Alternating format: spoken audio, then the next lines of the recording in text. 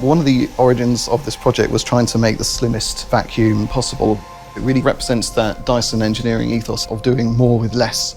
We wanted to get everything in the same diameter as the handle of a supersonic. That means that it's really comfortable to hold for the majority of hand sizes across the world. And the biggest constraint was keeping everything within that 38 millimeters. We came close to failure several times simply because we had to invent every technology in this machine from scratch. So this hyperdynamic motor spins at 140,000 RPM and has been micro-engineered down to 28 mil in diameter.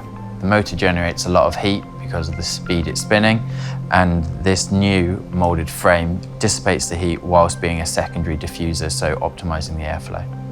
The dual purpose of the motor mount was to protect the motor from drop and shock and also from vibration, which can result in more acoustic noise.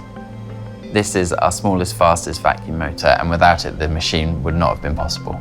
So this machine is very maneuverable, so you can move it in 360 degrees anywhere you want around the floor. And also, due to having two sets of counter-rotating brush bars, you can go over debris with the front set of brush bars, you can go over the back, because the debris is always going to be swept into the center of the cleaner head and up into the bin.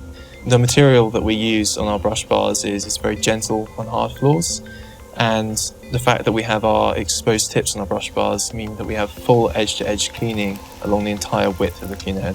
And also, because it's a very low head, you can still get under furniture into the tighter spots. So with our tests, we pushed it to quite an extreme. We wanted to make the design as robust as possible. So we started off using 30 centimeter long Asian hair, which is the toughest, it's the hardest to snap. But naturally, the conical shape means the hair starts to migrate to the end.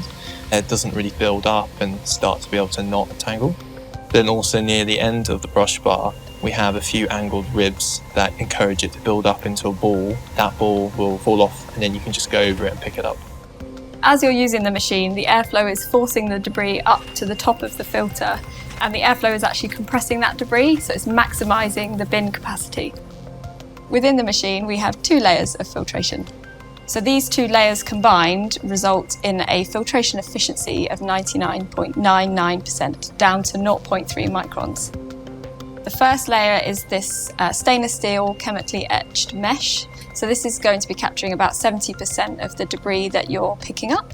And this is all particles that are bigger than 350 microns. Then we move on to the filter assembly. So this has a protective mesh, and then the filter media itself has been pleated to a really fine pitch. This allows us to maximise the surface area of the media and optimise the performance. Another challenge we faced was designing this valve. It needs to open sufficiently to allow large debris to enter into the bin. On a bin empty, we need it to lie completely flat in the opposite direction. And then when the machine isn't in use, we want it to return back to vertical and be completely sealed to ensure no dust dropout. The combination of compressed debris and a small aperture results in significantly less dust plume on a bin empty.